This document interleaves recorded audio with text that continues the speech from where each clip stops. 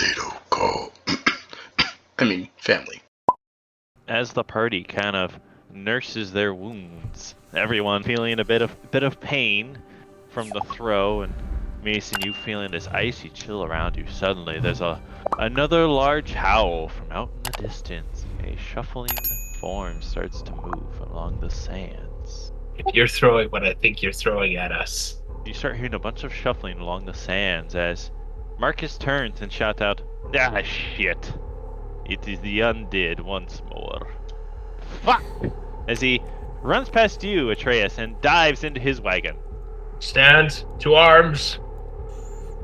Steps out of the tent, maul in hand. Everyone, I need you to roll initiative. Alrighty then. Well, shit. 9. 21. I got a 9 as well. 12. Shenik, what did you get? I rolled a 19 for a 19. Damn, Clip. Got that fat stat. Yeah, only fucking good roll I've done. I feel like that's the only one I've done is above 9. Or I rolled that one nat 20, but that was it. Alrighty, well, you start seeing in the distance the undead form shuffling towards your tents as you're a bit concerned with what you're seeing. All of a sudden, these undead just moving towards you. And then on the distance, you see a very peculiar sight. You see a camel, an undead camel moving, its neck seeming to have been snapped with a mighty punch. I thought you burned that. That was the one that was bitten. This is the one Mac punched to death. Yeah. You forgot that one, Mac. Yeah. Oh well. Hey, remember that one camel that you Remember that time we beat a camel to death? There are some undead moving towards you guys now. As Clip Clop, you get to go first.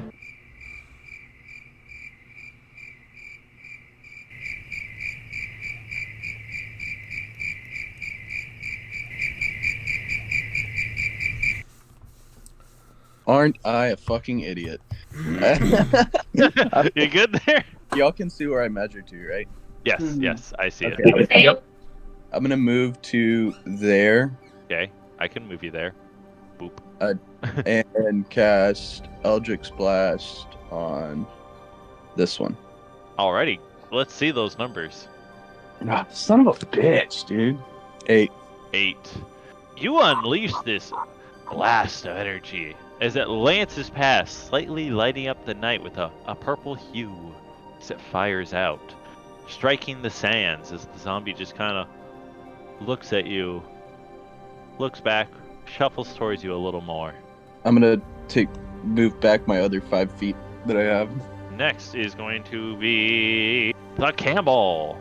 The camel will charge forward towards you, Chenik, and it will try to bite you with its teeth. What is your armor again, Chenik? I have a 16 armor class. Okay. So it goes to bite, but is not able to get a good grip as it just kind of misses you as it bites. Next is zombie down here. He will move. Where's Mr. Humps during all this? The camel. Mr. Humps is by the wagon. Here, let me get Mr. Humps onto the thing for you so you can see. And it's not Mr. Humps, it's Professor Humps, I'll have you know. Oh, I'm sorry. I did not mean to mess up his title. Oh, it's quite alright, They are tight. There they I are, don't there's the camels. Next, it is Kim. It is your turn. Is the one over by the green guy, is that the zombie? Zombie camel. That is by Chenik, yes. How do I move again? My god, I'm so bad at this. Okay. I'm going to do poison spray. Isn't Chinnick in line with the Yes, camel? he is. Chenik is in direct line of fire for that one, I Yeah, will but say. it doesn't. It says it can. Hang on. It's a range of 10 feet. Yeah. But it's like a puff of noxious gas, so I'll say, like, if you're gonna do it from It's there, a cone spread. Chenik is in direct line of fire. Can I move like right here? Yes, you Okay. can do that. That's what I'm doing. Alright, so you unleash the puff of poison blasting the undead camel. You release your spray of poison as the camel just kind of shrugs and acts as if like poison doesn't affect it, but it's now coated in poison. So, cool.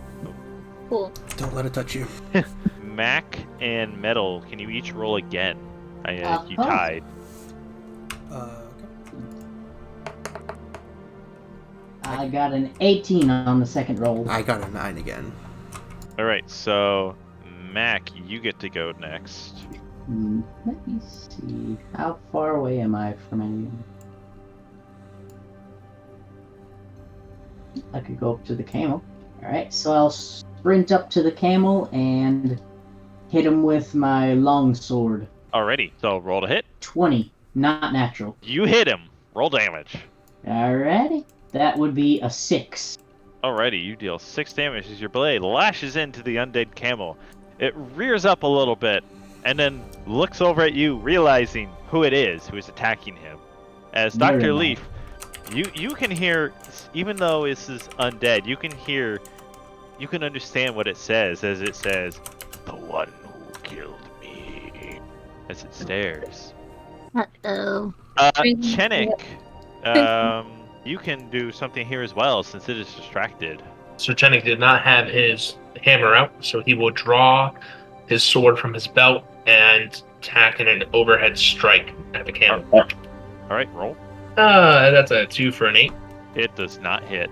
Metal, it is your turn. She will skid it out over there and then take a short bow and go pew pew for a 17.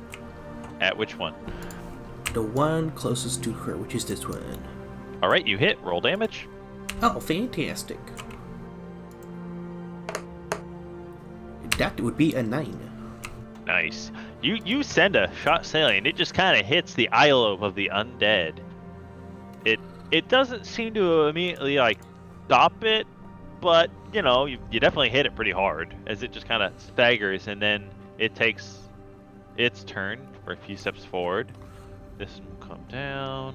This one will move by to you, Mason, and go to attack you. It will hit, and it will deal. It'll deal 2 damage with a bite. That still brought me down even lower. Next, Atreus. Type what would you like to do in chat? Rear attack next to Mason, the one next to him. Roger, I will move you down there. Roll to hit. You definitely hit. Roll damage.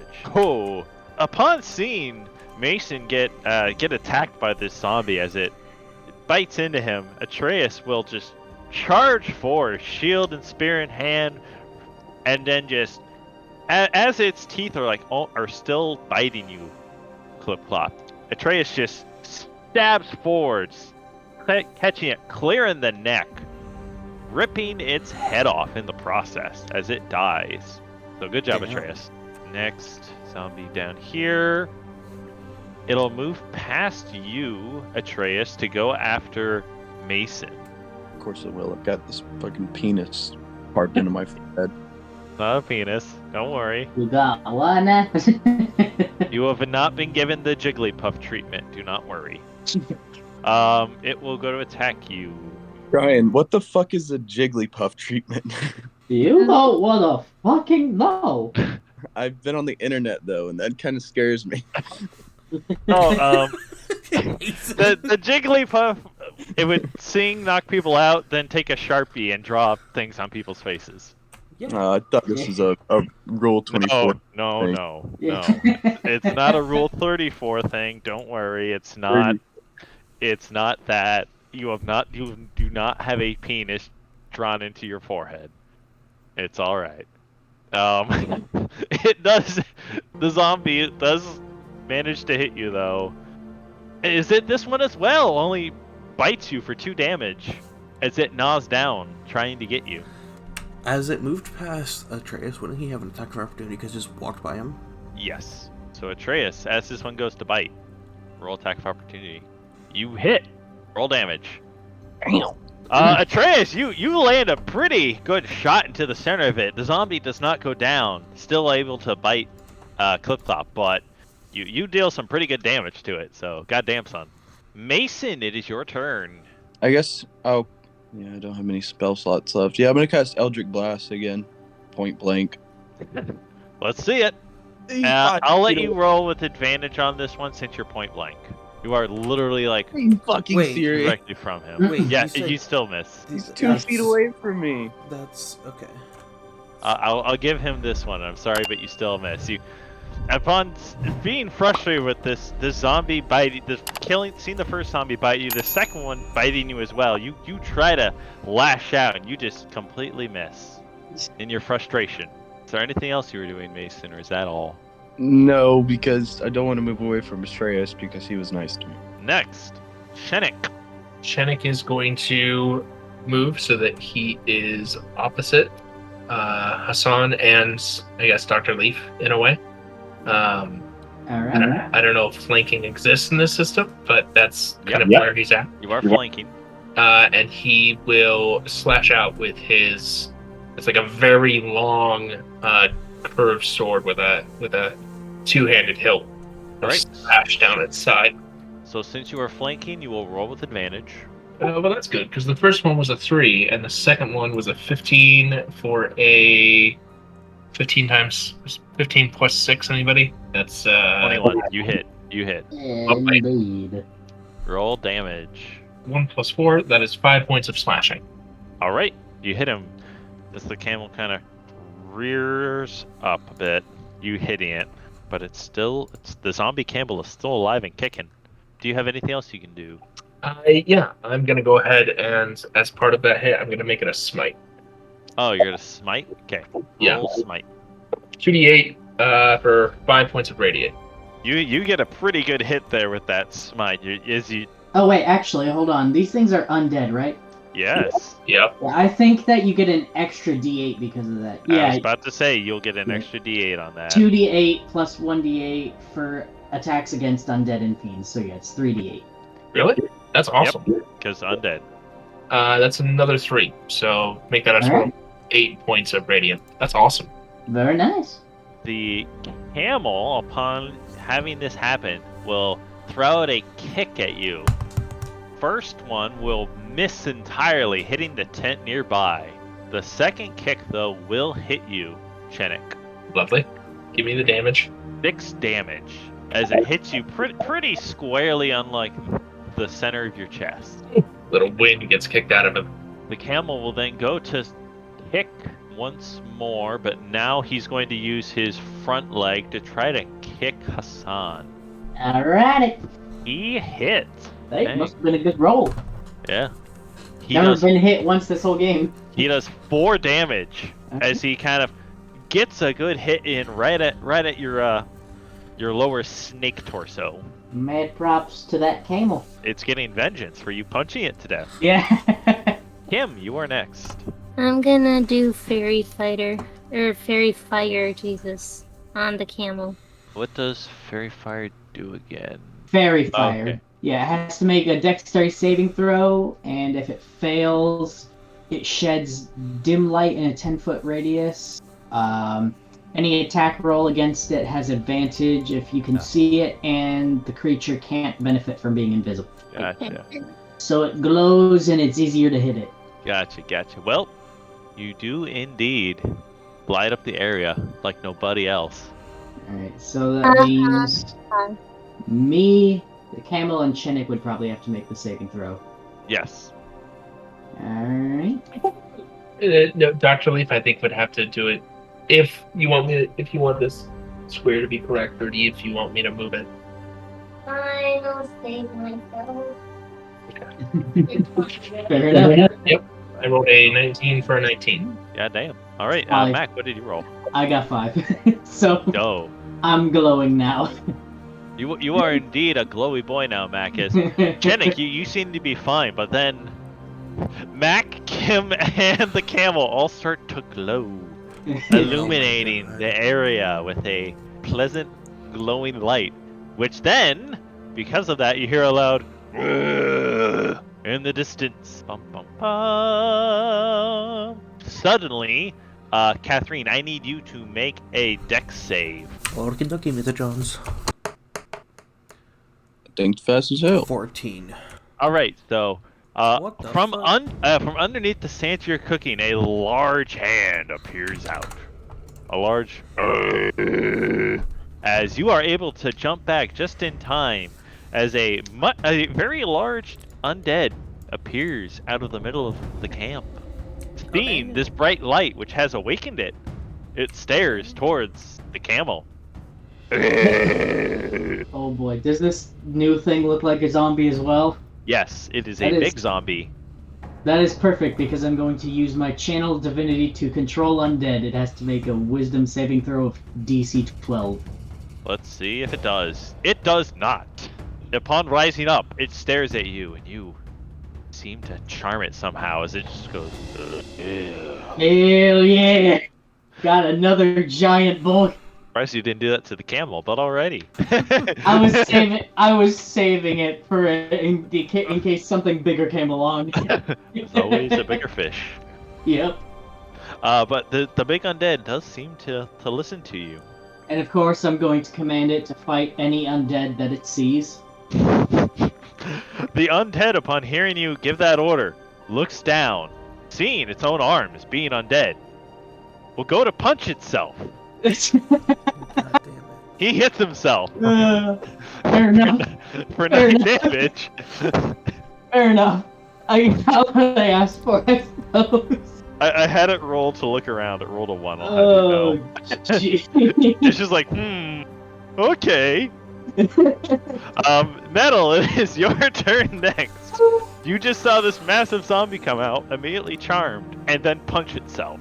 Catherine will shout at Hassan, you need to learn how to communicate with these things better.